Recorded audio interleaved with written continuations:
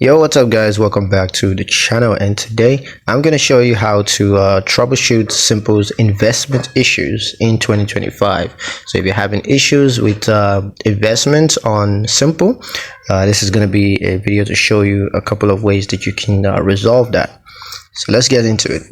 Now, the first thing you can do is to check your investment portfolio. So go ahead and check your investment portfolio to see if there are any issues with your investments. Just log into your Simple account and navigate to the Invest tab to see that. Next, you can check for any investment errors. So check for any investment errors, such as incorrect investment amount or an invalid investment selection. Just review the investment details to identify any potential issues. You can also just contact Simple's customer support for further assistance. So if you're unable to resolve the issue on your own, or you don't know where the problem exactly is coming from, you can just contact Simple's customer support team, and they're going to help you to sort those out.